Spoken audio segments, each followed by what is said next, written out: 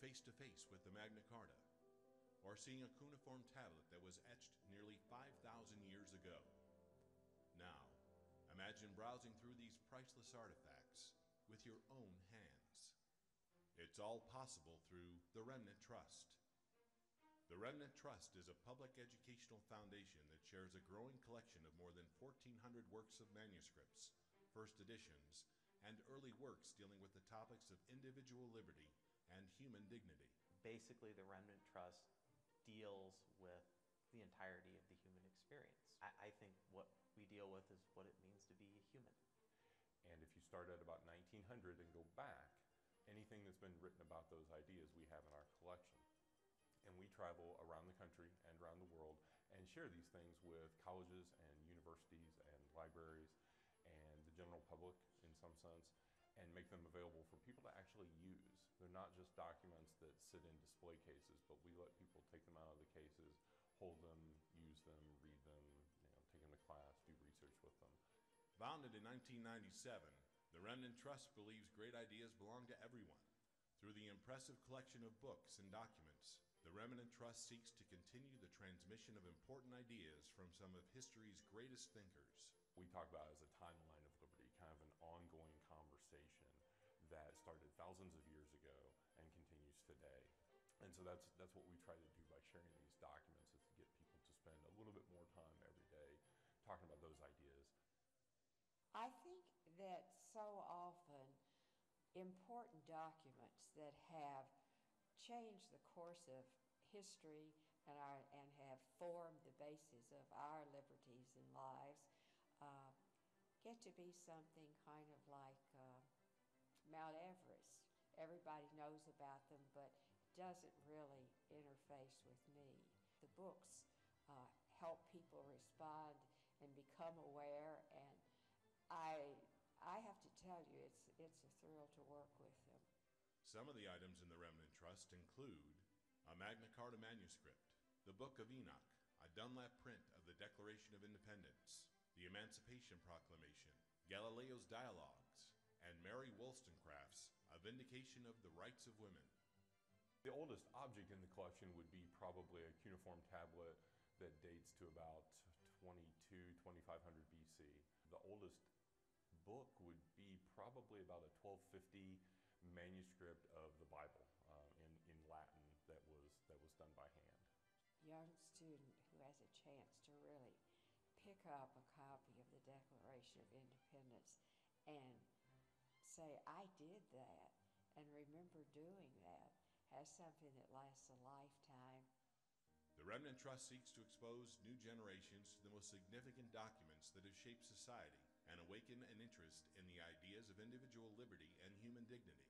The Remnant Trust engages its audience on a deeper level by allowing people to physically experience the collection. We are essentially the world's only rare book lending library, that we let people put their hands on documents that mostly they would only ever see in a museum, behind glass, and they would definitely never get a chance to touch it.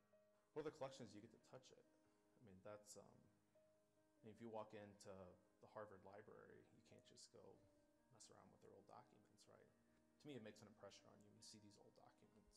Actually puts those founding documents on those topics into the hands of people.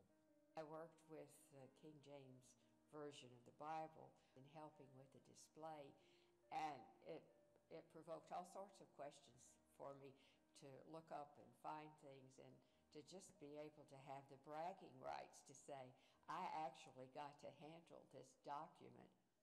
And by being able to handle a 200, 300, 500-year-old book, that event will stick with a person. The book that they've handled will become special to them.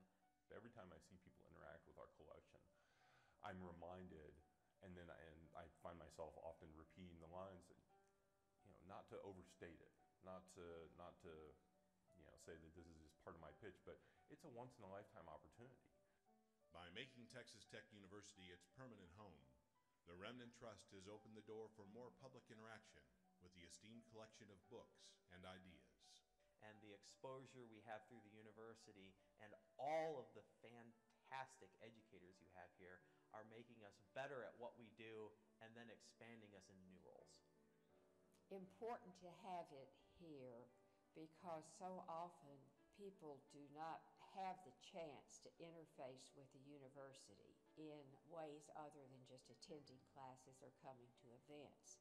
But this opens up sort of a lending library to the past, and they're welcome to use it, and we want them to.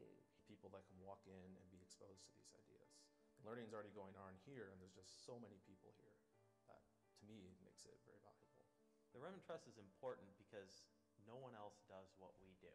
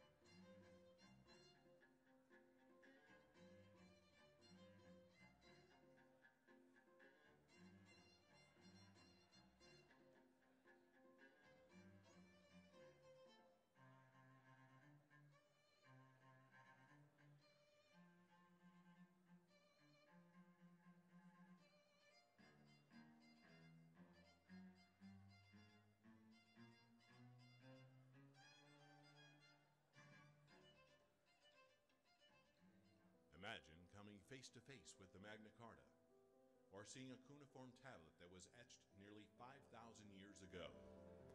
Now, imagine browsing through these priceless artifacts with your own hands.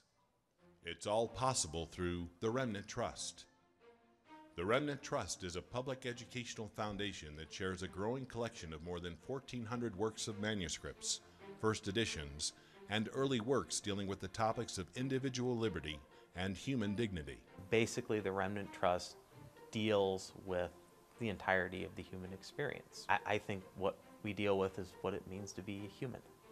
And if you start at about 1900 and go back, anything that's been written about those ideas we have in our collection.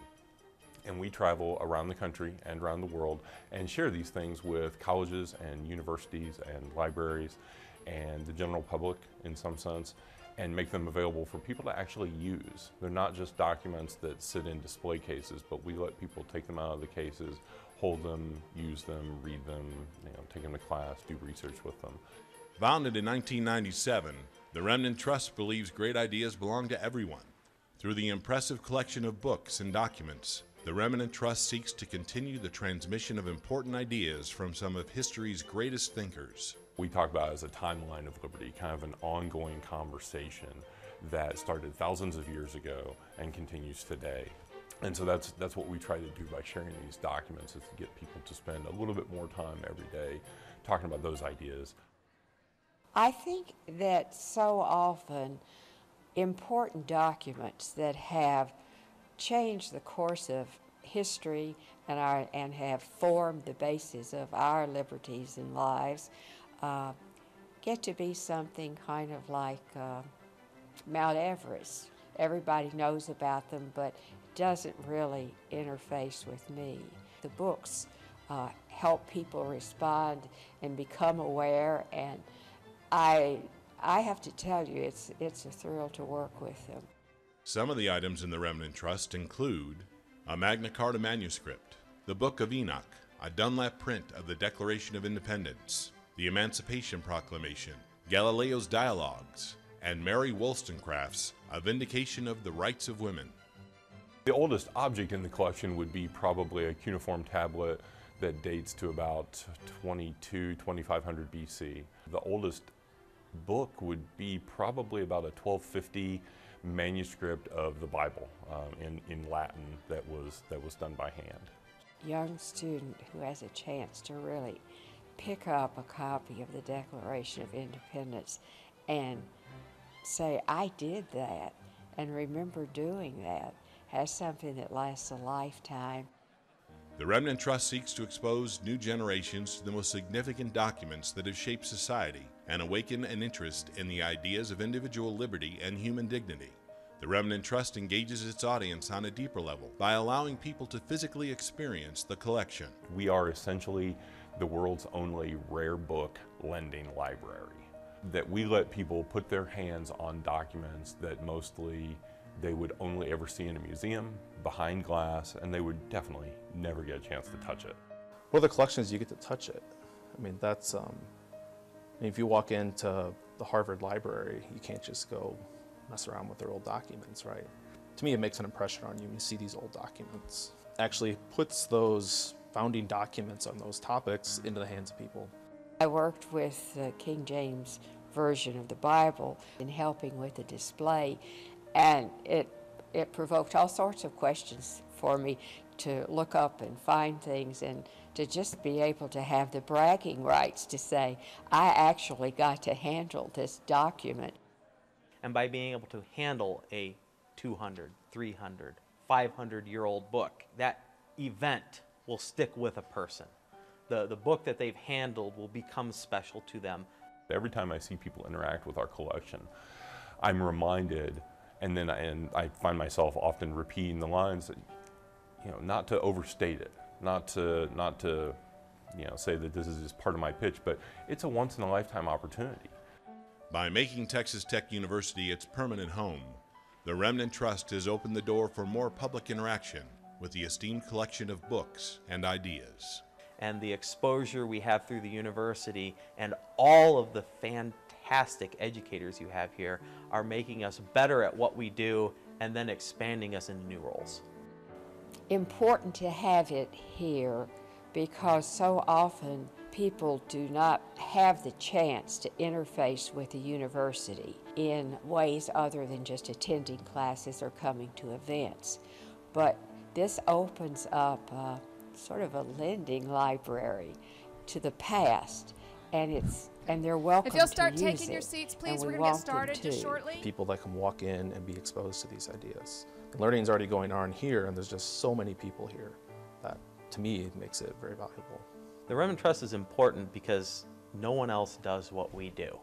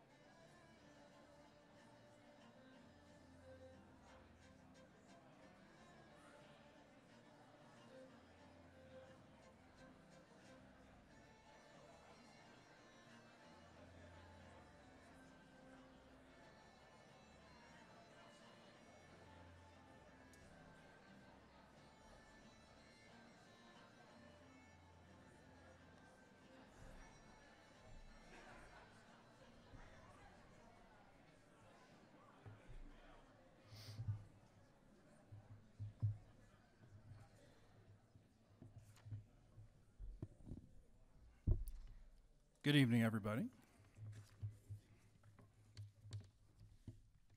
I'm Byron Pearson, Professor of History here at West Texas A&M, and I'd like to welcome you to the return of the Remnant Trust. And I was going to ask you to take your seats, but you're already seated. So well done, and we'll just get started. Tonight's event is a commemoration of the beginning of the 500th anniversary of the Protestant Reformation. Tonight's speaker will be Dr. Bruce Brasington, and his talk will be titled, Here We Stand, the Reformation and the History of Freedom. Before I get started with my introduction, there are lots of people I'd like to thank for making this evening happen. First and foremost, I'd like to thank the Remnant Trust and President Chris Becks, who is not in attendance here tonight. But the Remnant Trust has allowed us to take these documents and have this event free of charge. This is a trial run of a modified type of Remnant Trust display, and I think with the crowd we have tonight, I'm going to be able to have a winning hand when I go talk to Chris Becks about future events. So thank you for coming out.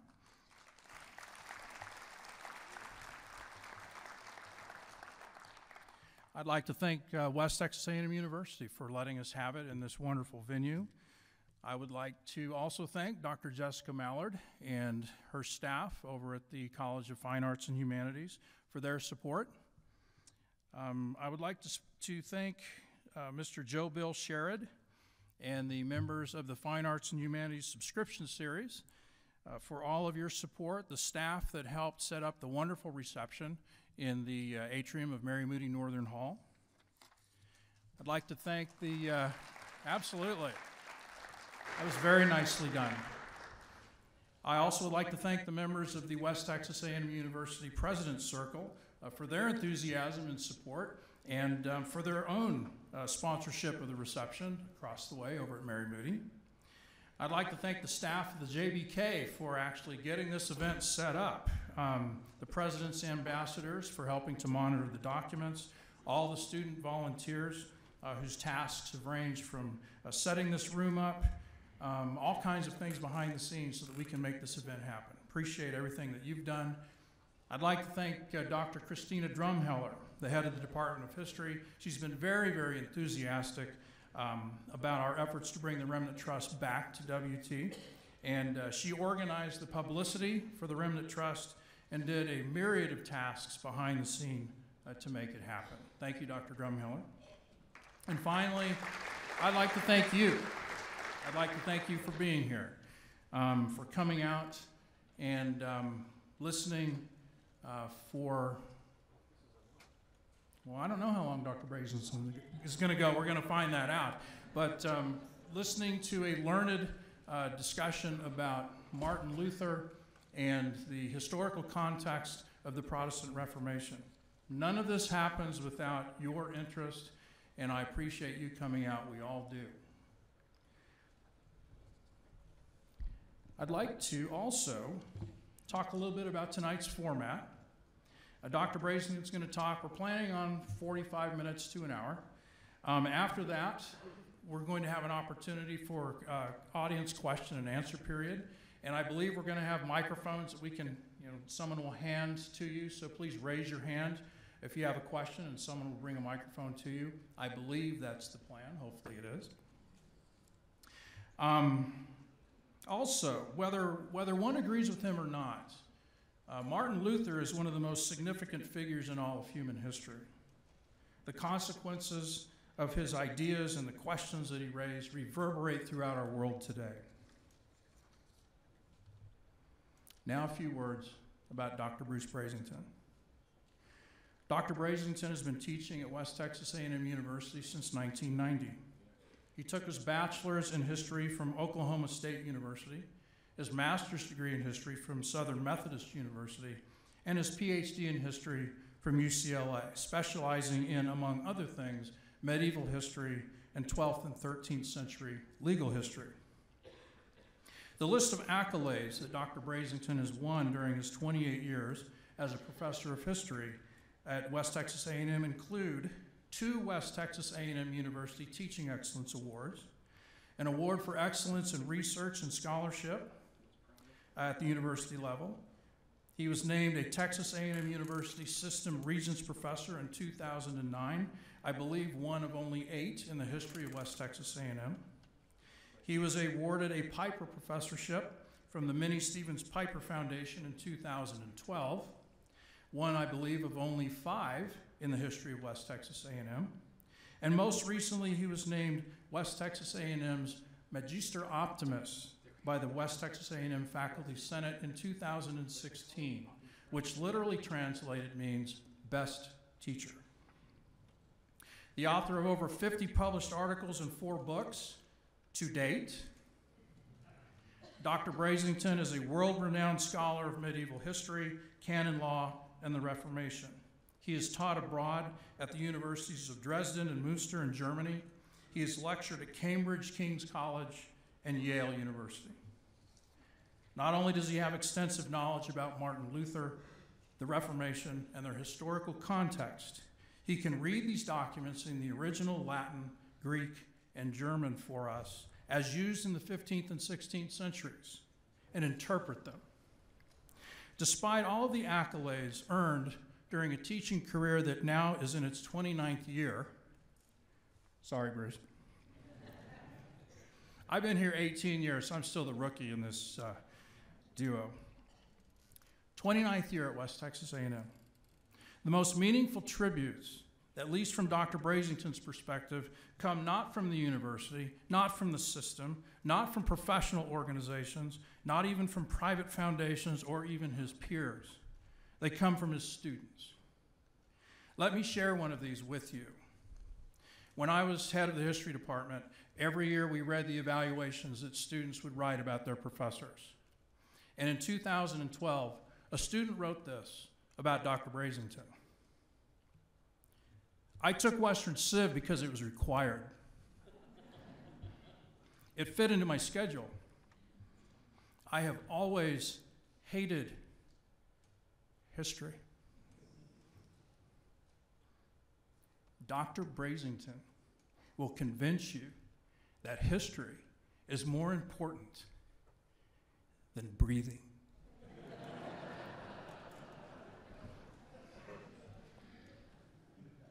I have nothing to add save for this. Dr. Brasington has an hour. Let's see if he can convince us of that. Please join me in welcoming from the History Department at West Texas A&M University, my colleague and my friend, Dr. Bruce Brasington.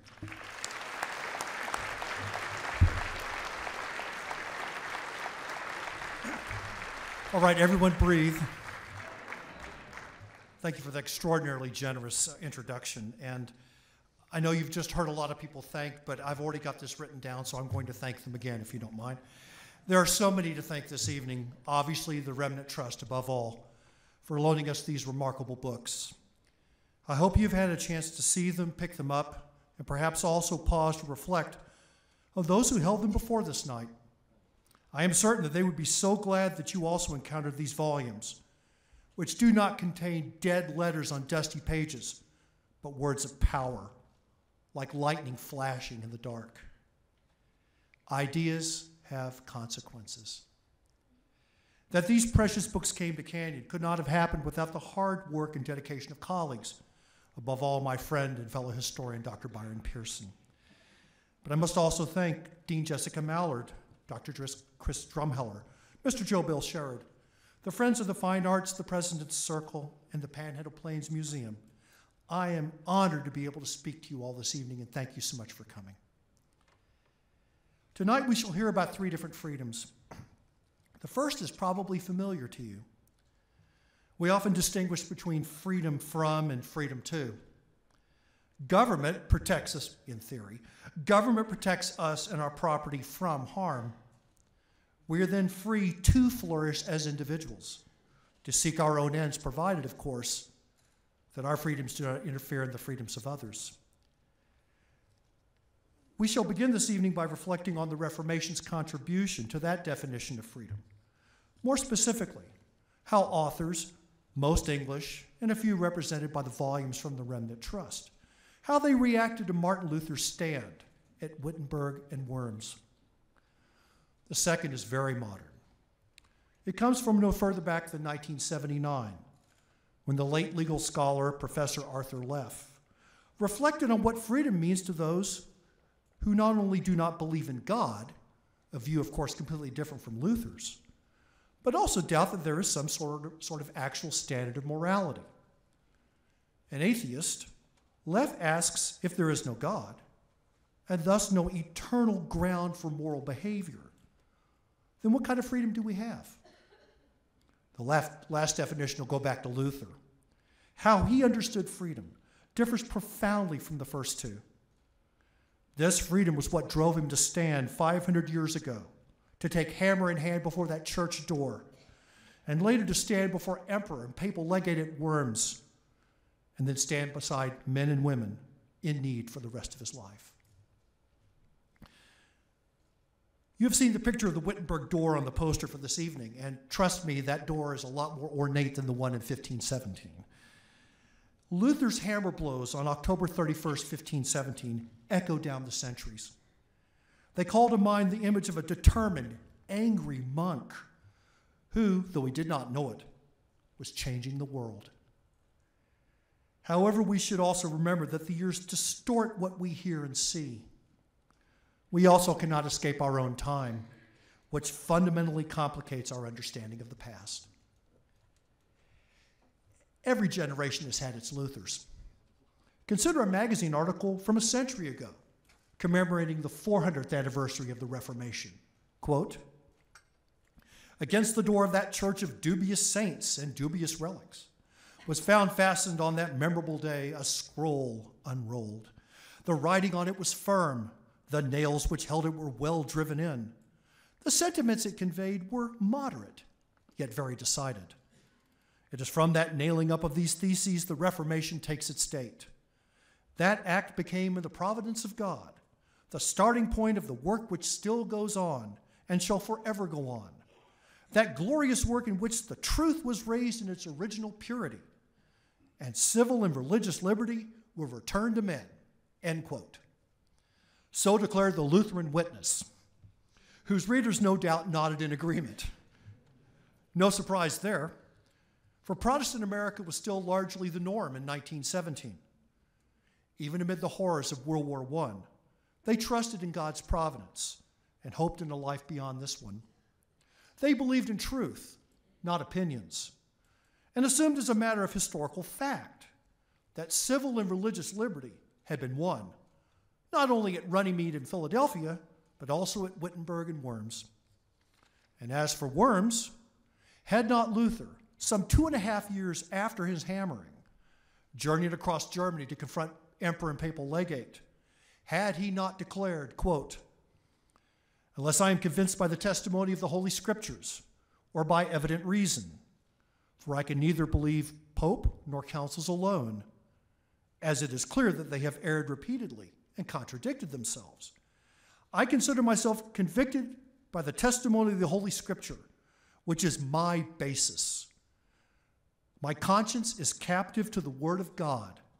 Thus I cannot and will not recant, because acting against one's conscience is neither safe nor sound. God help me. Amen."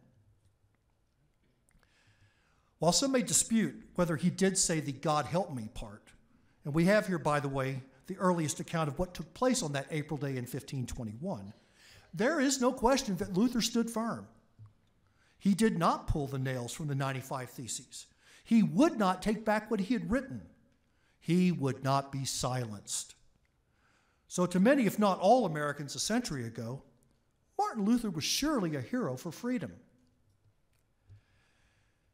Now, in 2017, Martin Luther can seem quite different. How can one ignore how the Nazis exploited his later violent attacks on the Jews? Nevertheless, if Luther now seems somewhat tarnished, one might still assume that his message at Wittenberg and later at Worms would still ring true as a clarion call for civil and religious liberty. Surely, some of the volumes loaned by the Trust would also agree with the admittedly partisan Lutheran witness that the great reformer had been a pioneer for freedom. No, most in fact did not. Granted, there were always exceptions. Our second president, John Adams, did at one point remark that, quote, "After Martin Luther had introduced into Germany the liberty of thinking in matters of religion and erected the standard of Reformation, John Calvin, a native of Noyon and Picardy, of a vast genius, singular eloquence, various erudition, and polished taste, embraced the cause of Reformation." Some decades later, Frederick Douglass found Luther a kindred spirit and an inspiration for those who have stood against the oppression by the majority. Here, Frederick Douglass, quote, "Take courage from the example of all religious denominations that have sprung up since Martin Luther. Each in its turn has been oppressed and persecuted. Methodists, Baptists, and Quakers have all been compelled to feel the lash and sting of popular disfavor, yet all in turn have conquered the prejudice and hate of their surroundings." But these exceptions prove the rule. Maybe the indifference, even hostility towards Luther stemmed from English and American prejudice in favor of their own common culture and political history. Perhaps it was just the sheer strangeness of Germans and Lutherans that repelled later writers on government, law, and rights. Whatever the reason, most writers I've examined judged him unfavorably. Now, while a few portrayed him as an unwitting catalyst for liberty, most have condemned him as intolerant and repressive, really no better than the Pope and Emperor he defied. Given the limitations of time, a few examples will have to suffice from some of the volumes loaned by the Trust. Tom Paine, perhaps one of the most familiar people to this audience, Tom Paine, the author of Common Sense, did grudgingly concede that Luther had been an unwitting champion of science, and to Tom Paine that was a good thing, since Luther had challenged Rome. But to Paine, the Reformation itself had merely continued the evils, as he saw them, of organized religion. Quote, "The event that served more than any other to break the first link in this long chain of despotic ignorance is that known by the name of the Reformation by Luther. From that time, the sciences began to revive, and liberality, their natural associate, began to appear. This was the only public good the Reformation did. With respect to religious good, it might as well not have taken place. The mythology, which by that he means Christianity, the mythology still continued the same, and a multiplicity of national popes grew out of the downfall of the Pope of Christendom," end quote. One would be pretty hard-pressed to find a better example of damning with faint praise. Other writers were even more openly hostile. To them, Luther merely replaced Rome's intolerance with his own. Consider John Locke. Quote, "Protestants agreed with Catholics that schism and heresy were intolerable, though what counted as orthodoxy now depended on which side of the Alps one stood. There was therefore no intrinsic connection between religious freedom and the advent of Protestantism. Luther was ferocious against the Anabaptists, calling down the wrath of the German princes upon them. At Geneva, Calvin burned Servetus for heresy. In England, the regime of Elizabeth and the early Stuarts drove religious nonconformants to flee to the Netherlands." So much John Locke.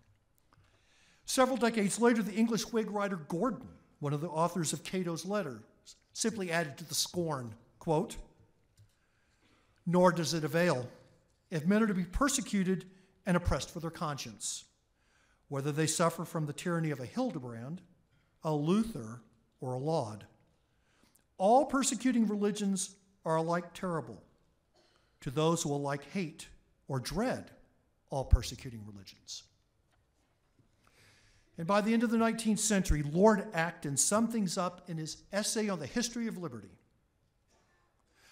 Quote, "The substance of Luther's political teaching was eminently conservative," which is apparently a bad thing.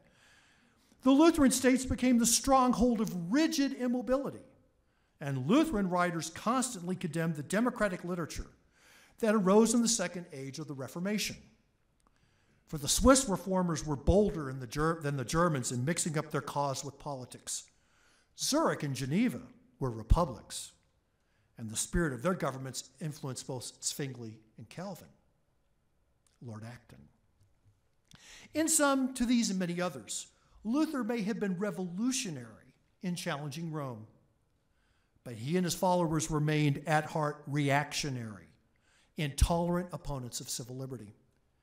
Instead of Wittenberg and Worms, freedom came from Calvin's Geneva by way of John Milton's London. A word or two about Calvin and his followers. For them, the world was divided into the elect and non-elect. Only those chosen by God's providence and predestination were saved, and hence free. In the hope that they numbered among the elect, they served their neighbors in a covenant, striving for perfection and following God's commands. Their earthly government would embody that covenant, and now made godly a favorite term, would be just and free. So let us now travel across the Channel to London in the middle of the 17th century, where no one expressed the Calvinist Puritan ideal of freedom better than John Milton. We have here his defense of the freedom of the press, the Areopagitica, one of the most extraordinary works. That truth is free and can never be vanquished. In his defense of the freedom of the press in the Areopagitica, he casts a hopeful eye towards the future. Now freed from the tyranny of Rome, king, and English church, true reformation and true liberty were England's honor and destiny. There, amidst the civil war of the 1640s against the king, Milton could describe the godly city on the hill finally being built. Quote, "Behold now this vast city, the mansion house of liberty. The shop of war hath not there more anvils and hammers waking, to fashion out the plates and instruments of armed justice in defense of beleaguered truth. Then there be pens and heads there, sitting by their studious lamps, musing, searching, revolving new notions and ideas, wherewith to present, as with their homage and their fealty, the approaching Reformation. What could a man require more from a nation so pliant and so prone to seek after knowledge? What wants there to such a towardly and pregnant soil, but wise and faithful laborers, to make a knowing people, a nation of prophets, of sages, and of worthies? In his History of Britain, Milton then links the freedom of the elect with civil liberty. For speaking of Christ, Milton argues that, quote, he himself having been born and lived and died under a tyrannical government, has thereby purchased liberty for us, as he gives us his grace to submit patiently to a condition of slavery, if there be a necessity of it. So if by any honest ways and means we can rid ourselves and obtain our liberty, he is so far from restraining us that he encourages us to do so. Hence it is that St. Paul, not only of an evangelical, but also of a civil liberty, says thus in 1 Corinthians 7:21, quote, art thou called being a servant? Care not for it. But if thou mayest be made free, use it rather. You are bought with a price. Be not ye servants of men, end quote. So that you are very impertinent in endeavoring us to argue us into slavery by the example of our Savior, who, by submitting to such a condition himself, has confirmed even our civil liberties. Extraordinary. Elsewhere, and I thank my colleague and fellow historian Dr. Reardon for bringing this quotation to my attention, Milton continues this theme, that God had made civil liberty a natural right. For after all, quote, no man who knows aught can be so stupid as to deny that all men naturally were born free, being the image and resemblance of God himself, and were by privilege above all the creatures born to command and not to obey, end quote. Milton's contemporary William Walwyn no doubt agreed, but went even further in his defense of civil liberty. Walwyn was a critic of both king and parliament. He judged both of them as enemies of liberty. And for that, he had landed in prison during those turbulent 1640s. He'd made both king and parliament mad. But Walwyn stood firm, and from his prison cell, he wrote that for every English man, quote, the liberties and privilege you claim are as due unto you as the air you breathe in. For a man to be examined in criminal cases against himself and to be urged to accuse himself is as unnatural and unreasonable as to urge a man to kill himself. And for any man to be imprisoned without cause declared and witnessed by more than one appearing face to face is not only unjust, but cause expressly against Magna Carta, both of heaven and of earth, but also against all reason, sense, and the common law of equity and justice. The Magna Carta of heaven and earth. By the middle of the 17th century, the Great Charter has entered heaven to shine down as the gospel of freedom. Liberty has become birthright, an essential part of man's nature. Man, or at least English man, is now as much made in liberty's image as in God's. Early in the next century, Gordon and his colleague Trenchard continued the theme of legal secular freedom in Cato's letters. Quote, the government, honest and legal government, is imperium legum non hominum, government of laws, not of men. The authority of law and not of lust. These are the principles upon which our government stands, the principles upon which every free government must stand. And that we Britons dare to tell such truths and publish such principles is a glorious proof of our civil and religious freedom. They are truths which every Briton ought to know, even children and servants. They are eternal truths that will remain forever, though in too many countries they are dangerous or useless or little known. They are truths. They are the principles of English loyalty as well as of English liberty. Trenchard and Gordon. I could multiply examples from the 17th and 18th centuries, but I hope I've made my point. And I will also admit this point is hardly original. That the Anglo-American story of civil liberties progress from the Reformation onwards is that we are free by nature, by natural right, with God and law playing supporting roles, and over time with gods increasingly shoved to the side of history's stage. By the late 19th century, liberty stood alone, a force no longer needing any authority or guidance from above. Gazing towards the 20th century, Lord Acton could then confidently predict in words which ring very ironic and tragic, given what that 20th century would bring. But he could write, quote, "Therefore, if there is reason for pride in the past, there's more for hope in the time to come. Our advantages increase while other nations fear their neighbors or covet their neighbors' goods. Anomalies and defects there are, fewer and less intolerable, if not less flagrant than of old. But I have fixed my eyes on the spaces that heaven's light illuminates, that I may not lay too heavy a strain on the indulgence with which you have accompanied me over the dreary and heartbreaking course by which men have passed to freedom. And because the light that has guided us is still unquenched, and the causes that have carried us so far in the van of free nations have not spent their power, because the story of the future is written in the past, and that which hath been is the same thing that shall be, confident in freedom's progress."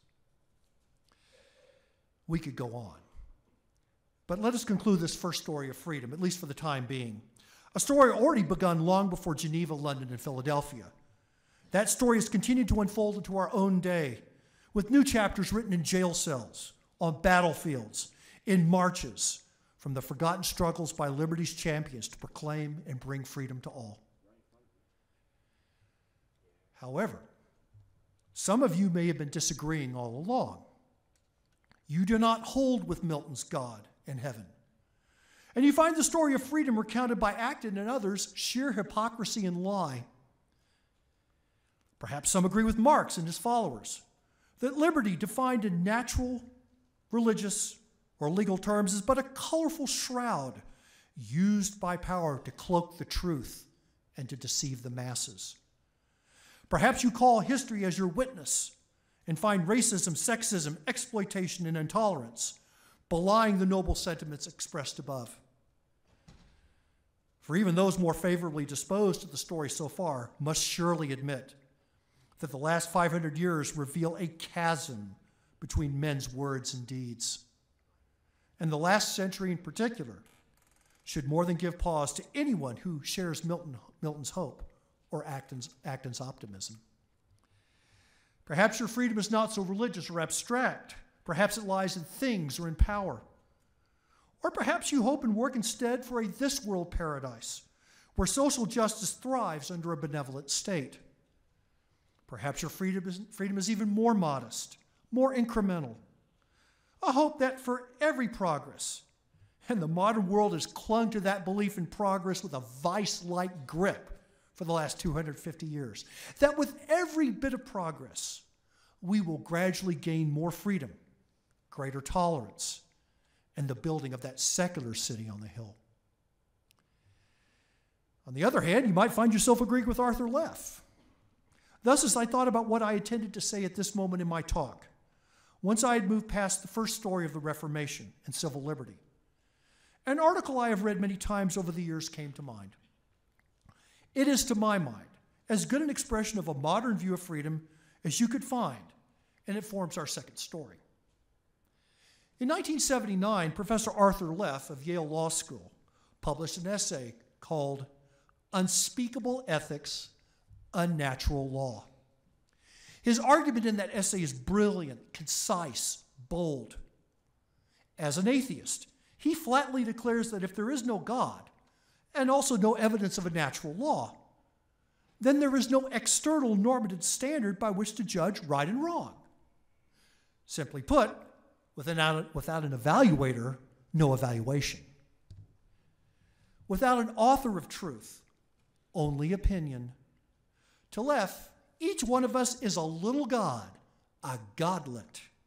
We are utterly free, but our freedom is best expressed as, quote, a simultaneous combination of an exultant, we're free of God, and a despairing, oh God, we're free. Left without heaven and natural law, all morals, laws, ideals, whether Bible, Magna Carta, or Bill of Rights, are mere words without any authority and power. Yes, we are free to drift, and we certainly do not progress. Echoing, I believe, Matthew Arnold's famous poem, Dover Beach, left finds that, quote, neither reason, nor love, nor even terror seems to have worked to make us good. And worse than that, there is no reason why anything should, end quote. So to left, we are free and utterly alone. In honest, searing language, left confronts us with the paradox of modern freedom that we cannot resolve. We say we believe in good and we want to do good. On the other hand, there is no such thing as good, merely opinions, all equally valid or ridiculous. Thus, left concludes, quote, nevertheless, napalming babies is bad. Starving the poor is wicked. Buying and selling each other is depraved. Those who stood up to and died resisting, Hitler, Stalin, Amin, and Pol Pot, and Custer too, have earned salvation. There is in the world such a thing as evil. Altogether now, says who? God help us, end quote. In 1979, there is neither freedom from nor freedom to. One may choose to believe they exist, but that is only preference. All we have left from worms is conscience, and it is captive to nothing. And really, it doesn't matter, for there is no freedom from the fate of our existence. With these various freedoms ringing in our ears, let us now return to Wittenberg, Worms, and the years that followed. What would Luther say? In 1520, amid the growing political and religious firestorm he kindled in front of the Wittenberg door, Luther wrote furiously to define, defend, and explain his growing resistance to Rome. In his On the Freedom of a Christian Man, he advances, like Leff, a paradox. Quote, a Christian is an utterly free man, subject to none. A Christian is an utterly dutiful man, servant of all, subject to all. Leff would, of course, reject these statements outright. Milton might also disagree as well, for there is no mention of Christ granting civil liberty. However, Luther's first proposition seems to agree with the liberty described from Walwyn to Acton, that the individual is free and sovereign. But what follows next is not only contradictory, but strange. A Christian is an utterly dutiful man, servant of all, subject to all. We do not hear these words in London or Philadelphia. And while some of our authors do talk about civic responsibility, none tell me, at least after Milton, that I am bound to serve my neighbor.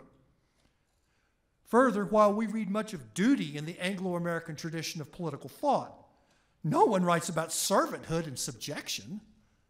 With good reason, for Luther's freedom is neither a birthright from God, law, race, or gender, nor is it earned or achieved by progress, education, enlightenment, or any good work.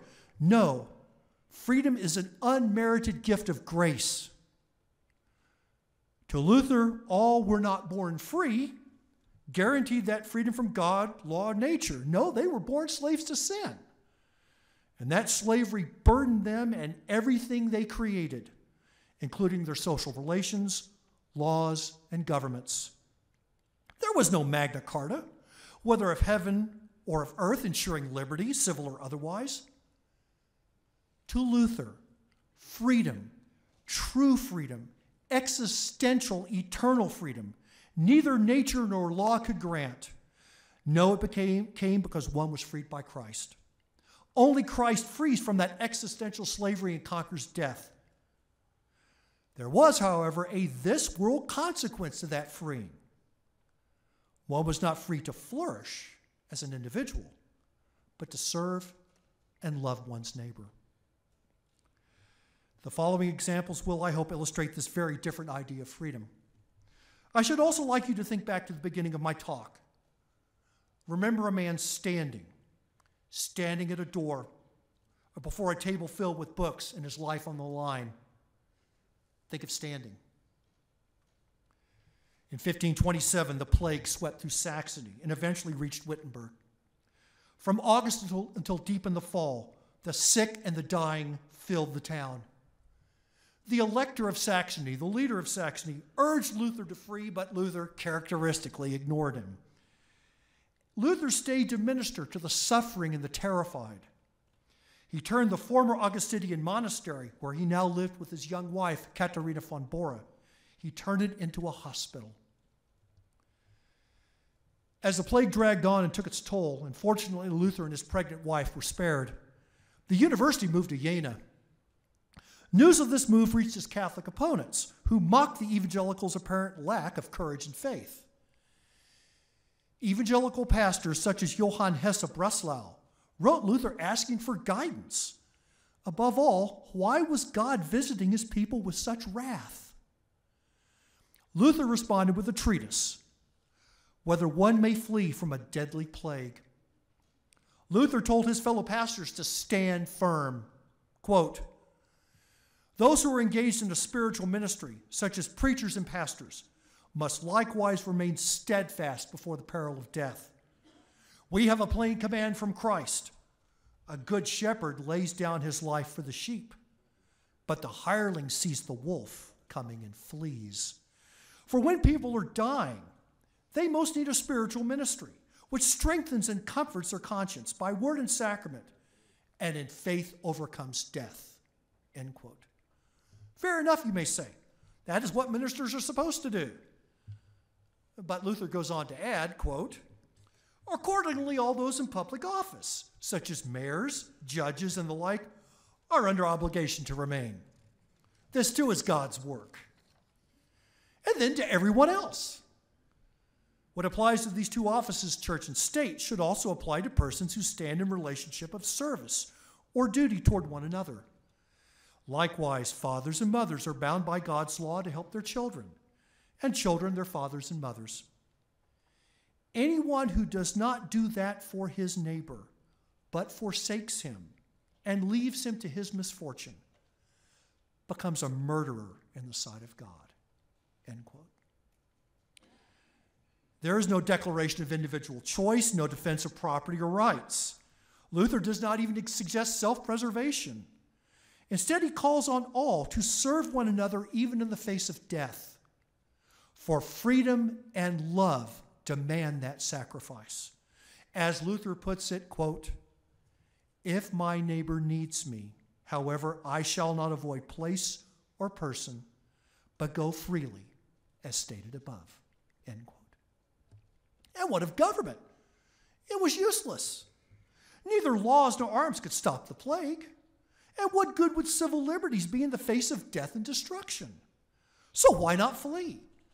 Why not exercise one's right as a free individual and, with life in mind, try to avoid death a bit longer? Why care about one's neighbor?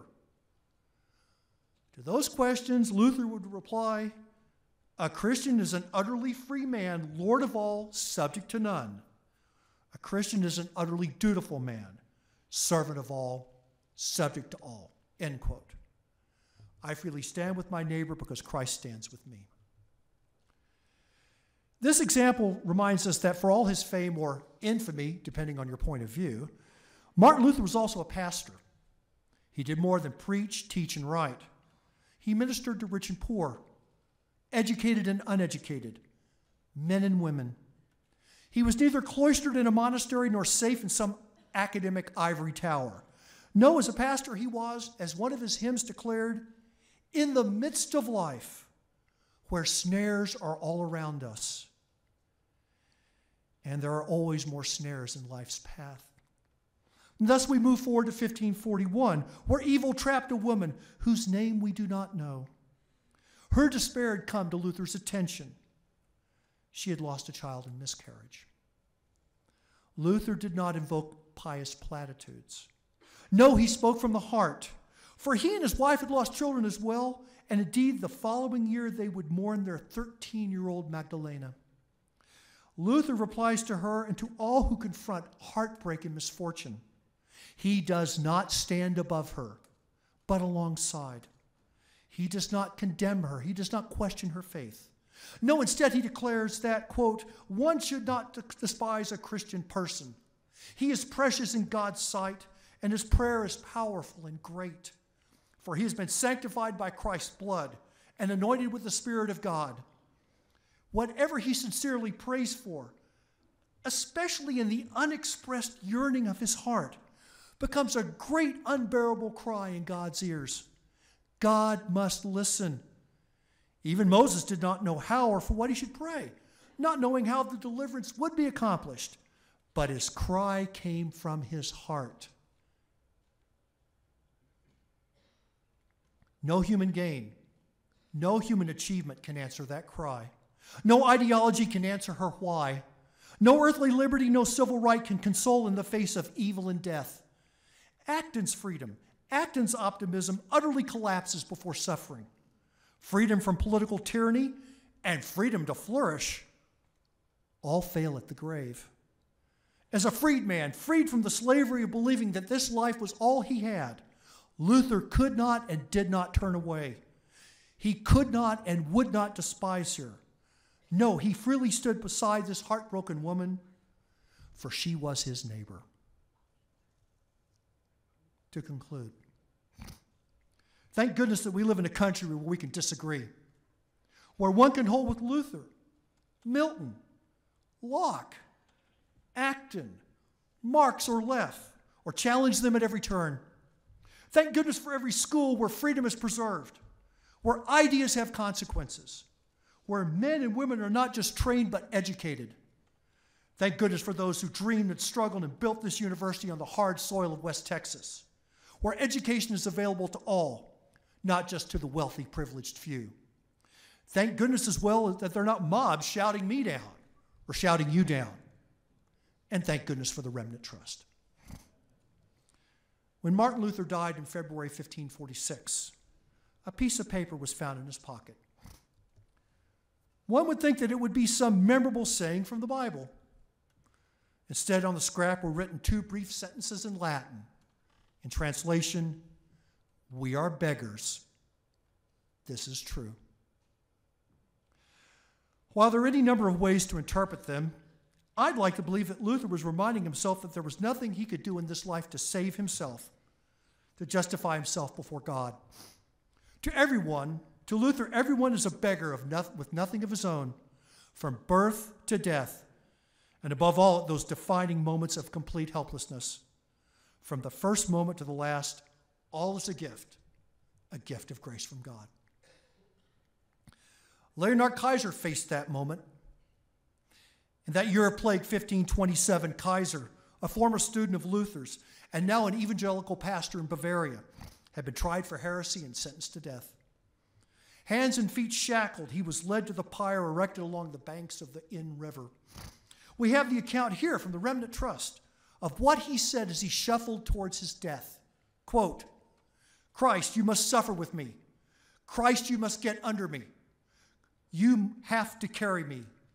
For with me it is in vain, and I am lost. And then he forgave his enemies, and the flames consumed him. And as the flames burned, he sang praises to God. With me it is in vain, and I am lost. In that hour when all human freedom, flourishing, and merit vanished like mist before a roaring fire, where neither Acton nor Milton nor Bill of Rights nor Marx can help, where left's haunting says who echoes in pounding ears, Leonhard Kaiser took his stand, beggar as he was, and stood firm with faith in his heart, forgiveness and praise on his lips. for he did not stand alone, and with that, he was free indeed. Thank you very much.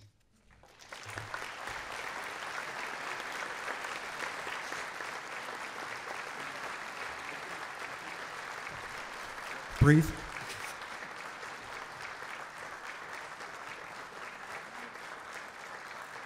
Thank you very much. I appreciate it. Thank you. Questions? I also have to admit that does anybody else have allergies? Want some? My head feels like Martin Luther is actually between my ears right now. So if there are any questions, I don't think you have to shout them, but I apologize if I seem even more deaf and confused than usual. Okay? Are there any questions or comments? Okay.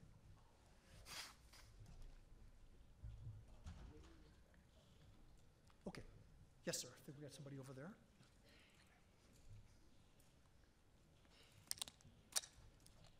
Hasn't there been some debate about whether Martin Luther mailed his thesis to the church? Yes, in fact, the physical aspect of nailing it. Right. And I've actually done some recent research on that and that's an excellent question. I thought that might be a question that would come up. It has been argued since the 1950s by some scholars, principally Catholic, but not all, that in fact more likely what happened was that the nailing didn't happen because of a lack of some evidence. We do know that he mailed the theses to people. However, there's no compelling evidence to suggest that he didn't. We also have evidence from as early as 10 years later, which immediately is 10 years, that in fact the nailing took place. So yes, it is a point of controversy. It's not a settled affair. Whether he nailed them or not, the theses did go out. And I'll be honest with you, I think there's decent evidence that he did nail them. Okay? But that is a point of controversy. Sir. As a Unitarian, Michael Servetus is considered a martyr in our faith. So I'm interested in the connection between Luther and Calvin. What was the nature of that connection, and if you could just kind of compare. Well, yeah, and we would then be talking until sometime deep in February.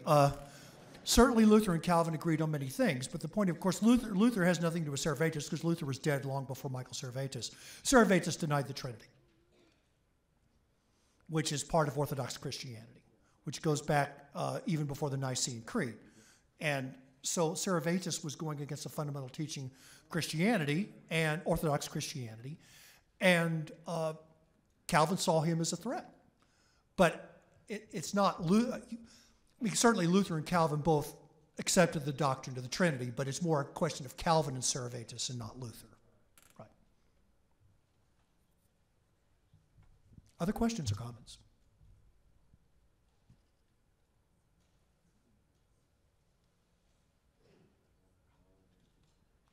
Oh, sir, please.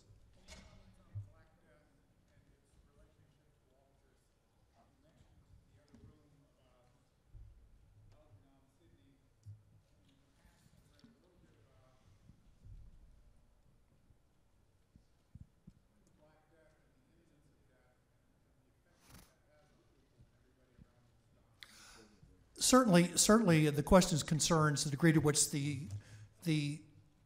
if not omnipresence, the frequency of the Black Death certainly affected people's views towards religion and so on in this period. And of course, it had been going on off and on since 1347. It was a fact of life. I don't think Luther was, by the early 16th century, that it was certainly frightening, but wasn't frightening the way it was the first time it came. The image I always like to use, and I think it works pretty well here in West Texas, is we can imagine a nice, clear spring day, but we look off to the west and we see a thundercloud. And we know there's an excellent chance that thundercloud's going to come our way. I don't think there's any causal connection, between with the Black Death and anything Martin Luther wrote, but certainly his hymns reflect the fact that he was perfectly aware, as was everybody else, of the fact that death was all around. But I don't think there's any kind of causal connection or anything like that. Questions, comments? I did see some more hands. Dr. Craig, please. Yes, I wondered if you would comment on Martin Luther's use of paradox. I found your initial quote about that very interesting. He used that sort of a trope again and again. Various reasons. One, paradox is present throughout the Bible. I mean, it's throughout the parables of Jesus. It's also in the letters of St. Paul. The last shall be first and the first shall be last. So, I mean, that's something. It's something that was already in the biblical world in which Luther and his contemporaries moved. His education also, though, I mean, he was trained as a scholastic, which meant that he knew his Aristotle forwards and backwards, and Aquinas as well. So that sort of argumentation would have been perfectly accepted, would have been perfectly normal. So the fact that he uses a paradox there is not so strange. Okay. But it is certainly characteristic, and not just characteristic of Luther, but other people as well. Sir?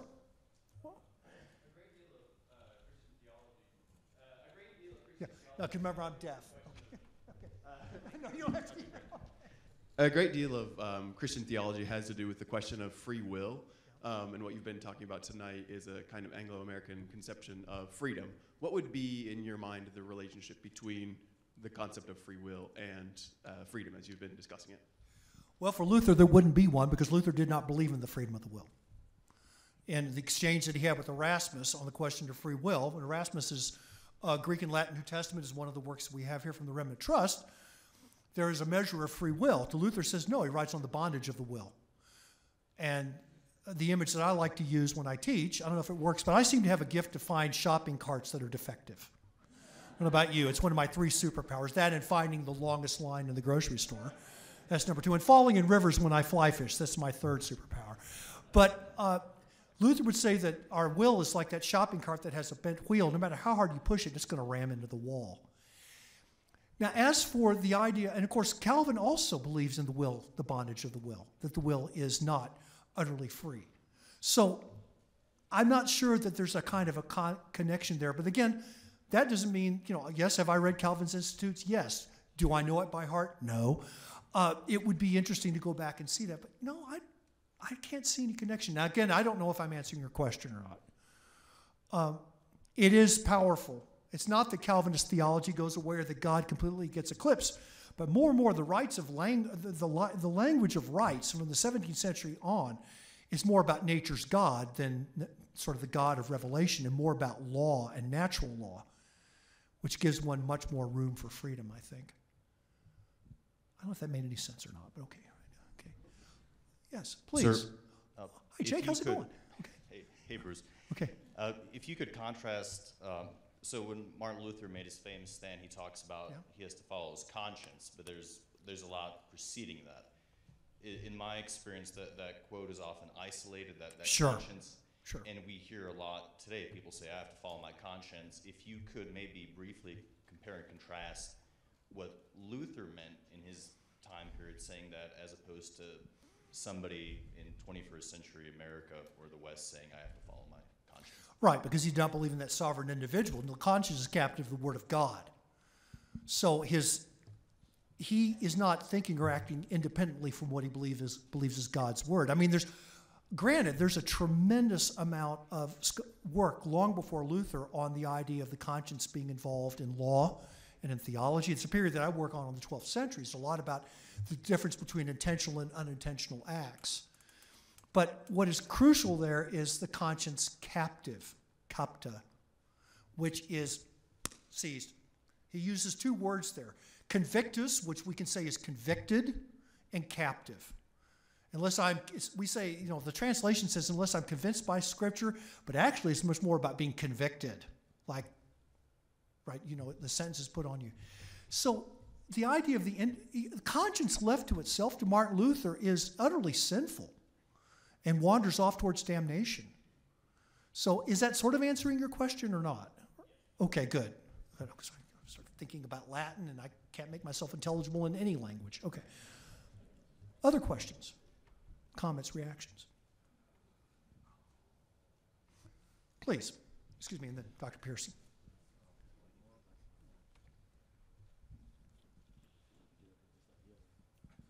Hello, I'm over here. Oh, I'm sorry, ma'am, and then sir, I'm sorry.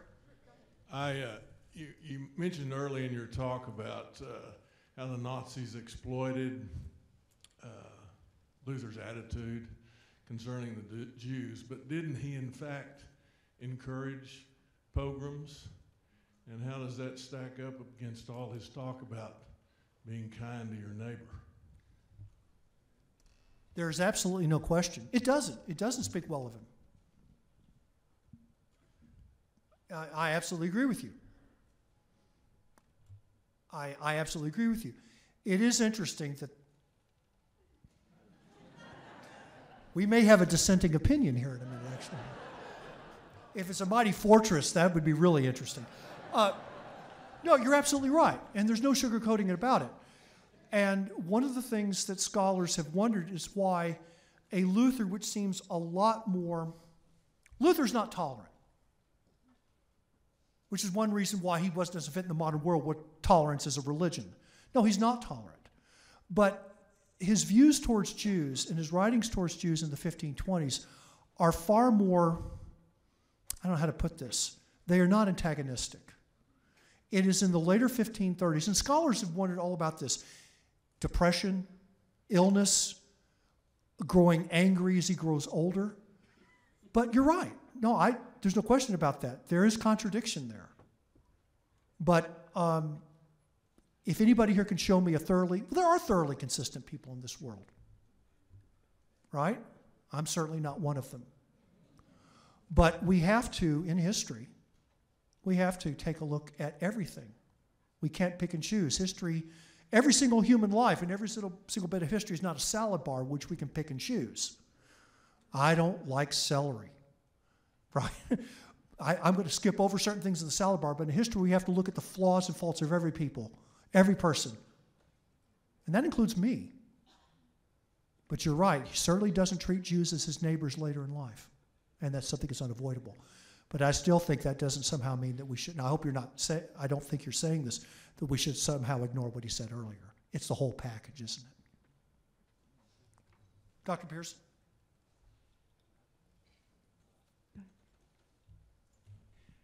Dr. Brasington, at the risk of inviting you to teach 200 years of Western Civ, on top of this talk, I think it might be instructive. Could you explain how Martin Luther got away with this very public dissent without being martyred? His friends kidnapped him. When he went to Worms the papal bull Exsurge Domini, arise, O Lord, rise up, O Lord, a wild boar is loose in your vineyard, that wild boar being Martin Luther. When the papal bull arrived in 1520, summoning him to the Diet at Worms the following spring, Luther burned the papal bull along with, sad to say, the books of the canon law, which is what I study. And his students no doubt laughed and had a few beers with him afterwards, but Luther knew perfectly well that he was in a pickle. Because on the one hand, if he stayed in Saxony, he was probably going to be safe. Because Elector Frederick the Wise, the leader of Saxony, while a devout Catholic, protected Luther for a variety of reasons. One, hatred of what, by any stretch of the imagination, was an extraordinarily corrupt papacy in the 15 teens. Also jealous of his power and independence in the Holy Roman Empire. So Luther could stay in Wittenberg and be safe. On the other hand, if he stayed safe there, he would go against every single thing he'd ever said or written. So he went to Worms. He'd been granted an imperial safe conduct from the emperor. A lot of good that was going to do, because the same thing had happened to John Huss right at a century earlier. Come to Constance and explain and defend your beliefs. But of course, once he got to Constance, the safe conduct was torn apart because he's a heretic and he was burned. So Luther went to Worms with every expectation of death. His friends guarded him while he was there, and they kidnapped him. And for some months afterwards, he was in the Wartburg, which is in eastern Germany, a remote castle in Thuringia, where he began his translation of the New Testament into German. Once he got back to Worms, by then the political splits were beginning. And, it's the fact that the politicians get involved, that the princes get involved, ultimately why Luther remains safe. Now, these princes who choose to follow Luther, maybe they do this for purely political reasons, maybe not. We know that the Elector John, who dies in 1532, Luther preaches a funeral sermon for him, and this man was Luther's friend and a staunch evangelical. But Luther does survive, and of course so many people don't survive in the Reformation, like Leonhard Kaiser. because he does have political protection. There were other questions, I thought. Did I see some other hands? Yes, ma'am, please. I was just very interested in the idea of being free, but also being bound to the idea of service. And do you think part of that freedom comes from the fact that you don't have to struggle with your purpose, in a sense? I agree. What your purpose is. Luther writes, I couldn't agree more. One of the things, well, look, the man wrote, if you go to the Cornet Library, there are more than 50 volumes of Luther's works there. So the man, like Calvin and like others, wrote a great deal. He writes a great deal on vocation. That rather than entering religious life to take a higher road to God, every single Christian has a vocation, a calling. And that one serves one's neighbor out of love for Christ in whatever one does. So your purpose in life is whatever you do, and whatever you do is to God's glory. And there is no work that is any more special than any other work. And so, yes, I think there is something to be said for that. And that vocation is something that means a great deal to me. And frankly, it's something that I hope, it's what I believe I'm supposed to do with my life, to be honest with you, without being too personal here. I already am, I guess. And the more my students, whether or not they share my beliefs, the more my students will see their lives as a calling for whatever reason, and not merely a career or a job.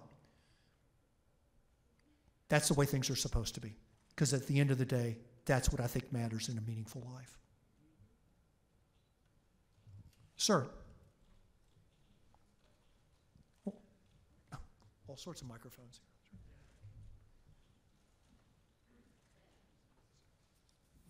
Not a dissertation, but in light of your depth of study of Luther and a dabble in Calvinism, would you summarize in your philosophy today and where you stand?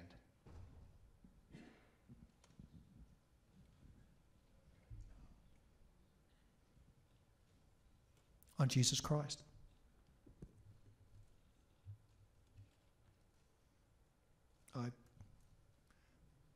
Wherever you stand, Luther once said, which if you stop to think about it, is pretty obvious. Every man, and of course we can include woman, of course. Every man has two things he can do, and has to do alone: his own living and his own dying. So, yes, saved by grace through faith. That's where I stand. Thank goodness, though, that I live in a country where there's not a leader's picture on the wall, where people or a particular religious denomination, where everybody can come in and learn and ask questions. I just lectured in my Western Civ class today on Marx.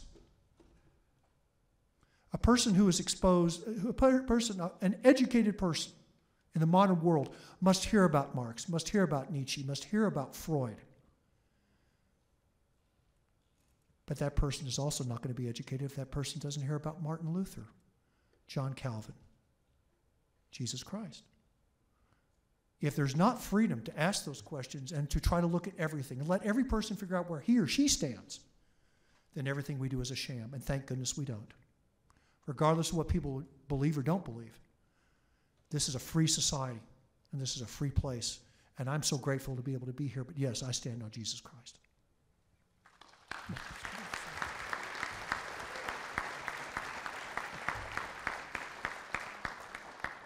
And that's way more personal, Bruce, than you need right now, okay?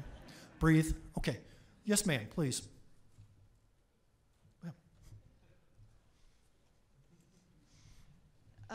So where do you think that we're going from here? As you've talked about these three types of three views on freedom, and it seems like left's is, from my perspective, it's kind of at least taken hold of academia and popular culture that there is no truth, and it's my opinion, and my opinion is as valid as yours. And yet we also have a strong social justice movement. But if you've divorced your idea of what's right and wrong from any transcendent truth, how long can that last? And so you see that we're going to, there's going to continue to be this social justice movement, divorced from any higher morality, or we're just going to continue to move towards what I say is good for me and you just do what you want to do? Where do you see us going? Well, I can't see the future, and I'm also by definition a historian, which means I'm a pessimist. Okay?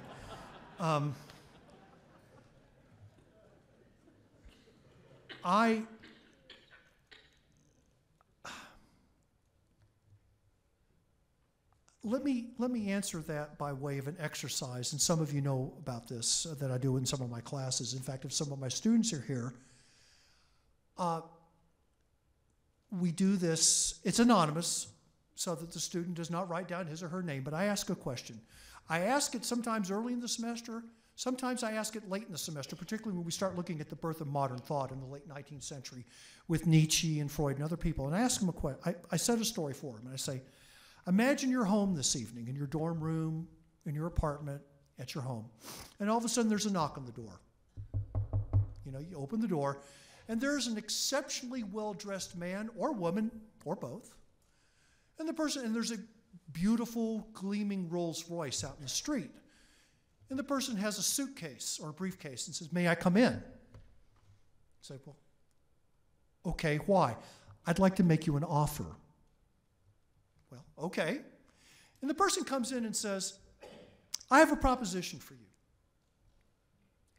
You can have all the money in the world whenever you want it for the rest of your life. No one will know how you got it, and you can spend it however you want." That sounds great. What's the catch? You have to kill someone. Now, it doesn't have to be a family member. It doesn't have to be a friend.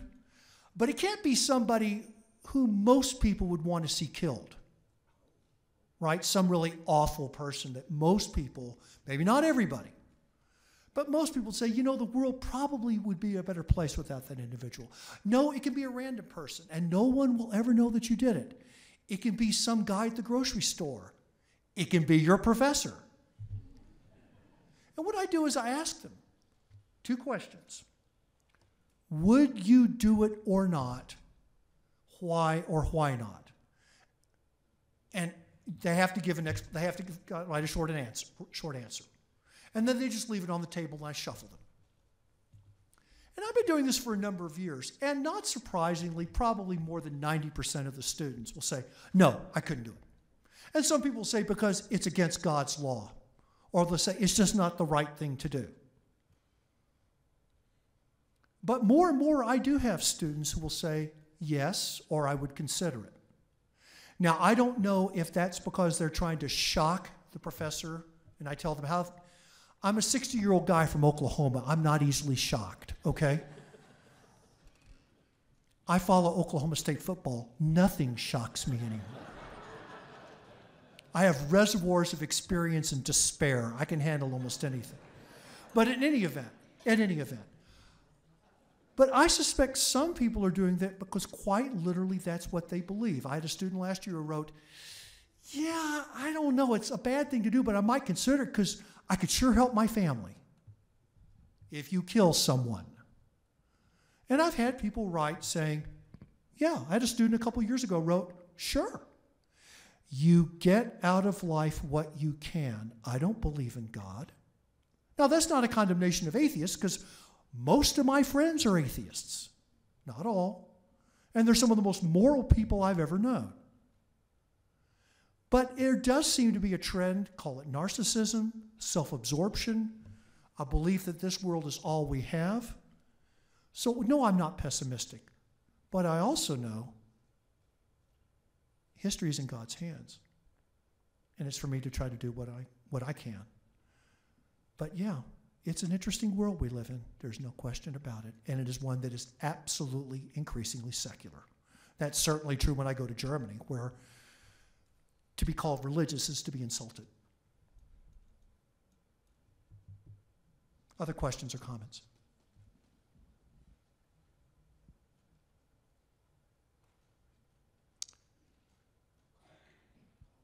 Byron, is there anything else we do? Listen, I want to thank you all again for coming. And if I could just make one final comment. quite off the cuff. It is such a blessing to be here, and it's so fantastic to have this opportunity to have you all come to WT. And you know, I like to tell people this is why we're here. Sure, we teach our classes. Sure, we try to help our students learn and flourish and find careers and get on with their lives, become not only successful but also educated. After all, you train slaves, you educate free men and women. Yes, we're an ivory tower. We have plenty of doors and plenty of windows, and that's why we're here. And so that's why I'm glad you all could come tonight. And I hope you can come back in the future for other Remnant Trust events.